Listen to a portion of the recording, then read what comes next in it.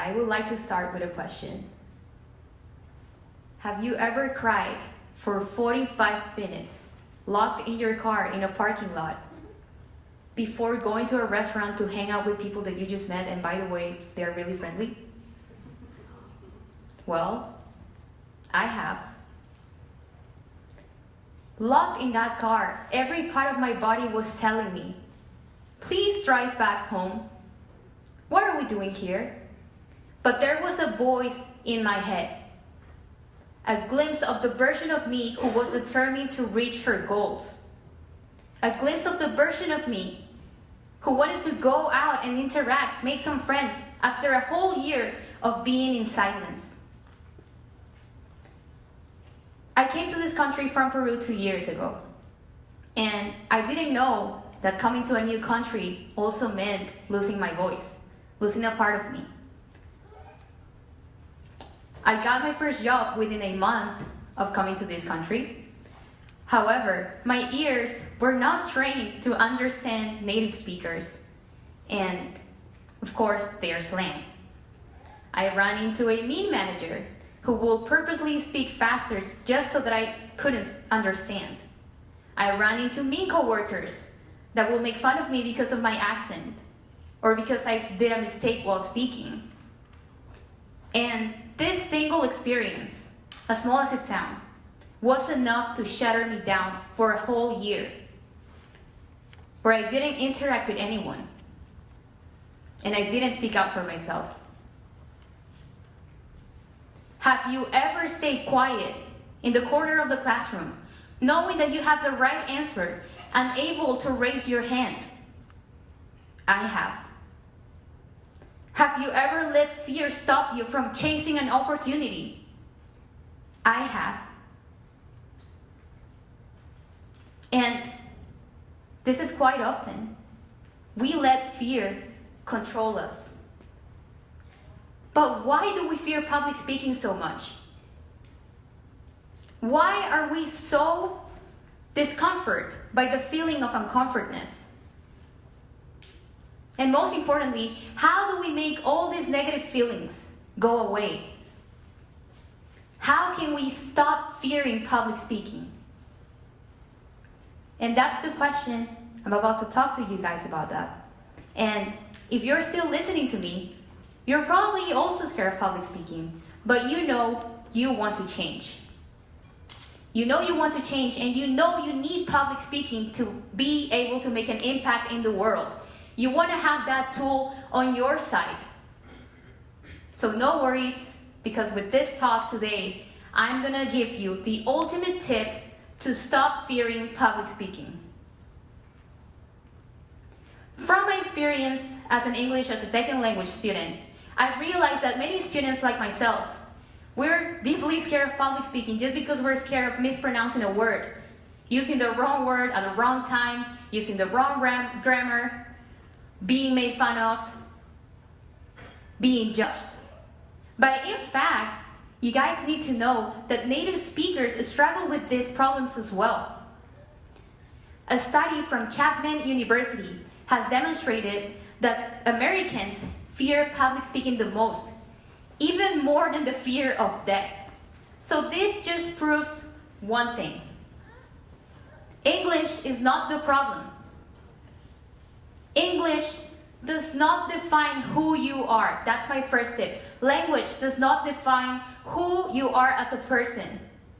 How good you speak, or if you made a mistake, doesn't say anything about you. Your ideas do.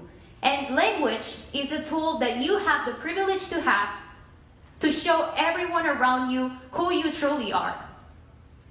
So you need to stop overthinking about it and use that tool that you need to be proud of having in order to make a change and to demonstrate the whole world who you truly are. Have you ever blanked out when giving a speech? Most likely you have, and I've done it as well. Especially when I've memorized a speech. Because memorizing is one of the worst things you can do when it comes to public speaking.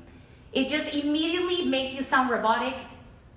It immediately makes your audience disengage with you. There's no genuine connection happening because you're just reading a script out of your brain. So my second tip is don't memorize. Instead, what you can do is become knowledgeable about your topic. Know what you want to say. Because when you know, you're going to feel confident. And that's going to relieve the pressure that you're putting on your brain to remember exactly word by word what you're trying to say. And instead, it's going to help you to speak from the heart. And when it comes to public speaking, there's nothing better than speaking from the heart,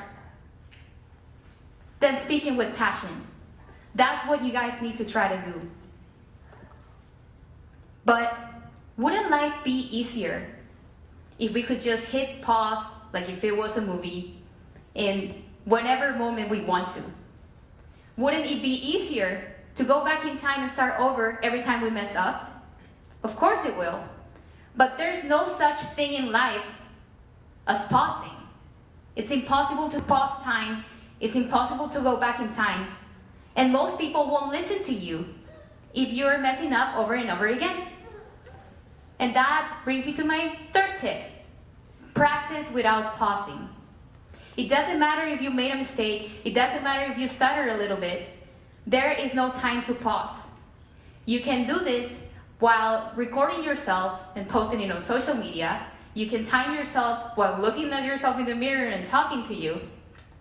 But my personal favorite is choosing 5 random people, going to them and talking to them for a limited time.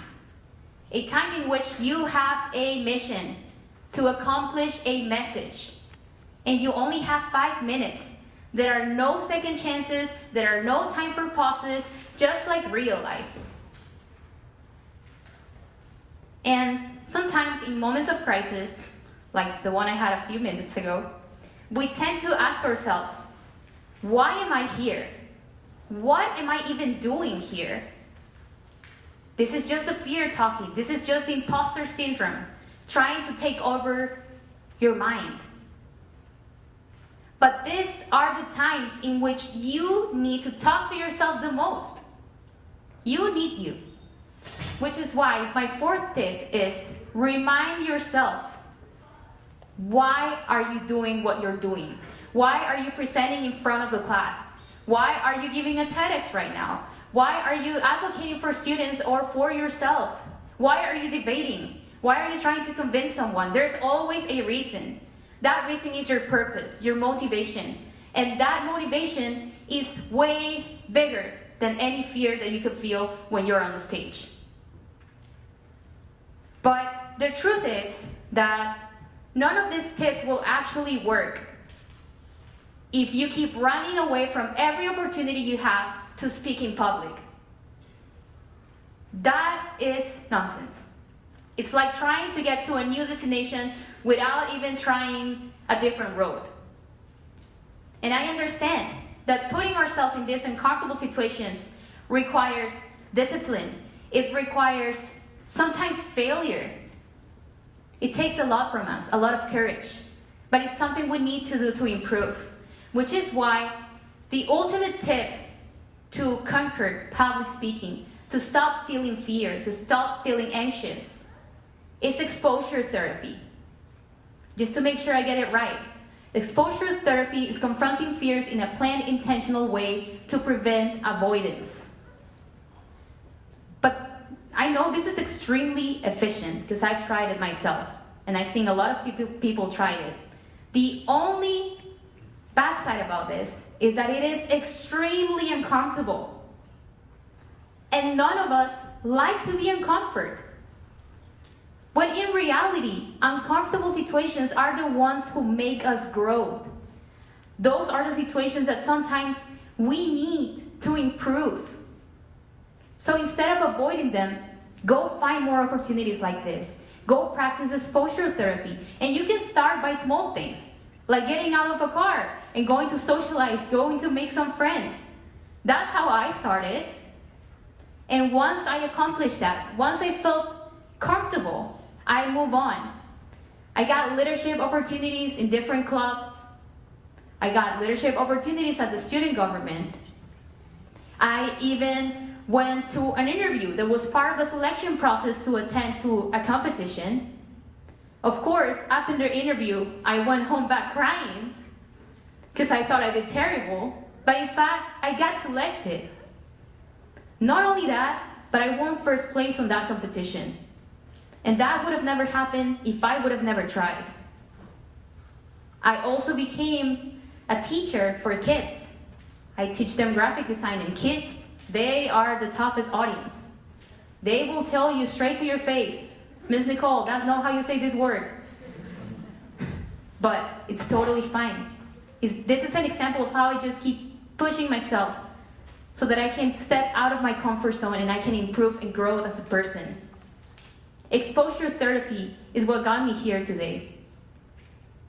And the ultimate challenge for me was a few weeks ago, actually. I was selected to attend this National Advocacy Conference in Washington, D.C., and I was given the opportunity to advocate for a topic that really matters to me in front of congressional staff members. And when that moment came, I was not scared.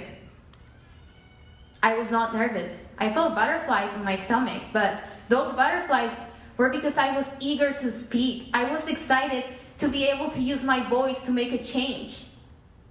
I was proud of myself. And that was all thanks to exposure therapy, which is what brought me here today as well. Today I want to tell you that not allowing ourselves to chase opportunities just because we feel fear is the synonym of auto-sabotage. That is betraying yourself. That's betraying the part of yourself that believes and truly knows what you are capable of. That is not trusting you. That is not self-love. So if you want to grow, just keep pushing forward. Keep putting yourself into the uncomfortness. Because one day, it'll be all worth it. And one day, you can hopefully inspire others as well. So the last thing I want to tell you is, start by little things, like getting out of that car, getting out of your comfort bubble, and speak. Thank you.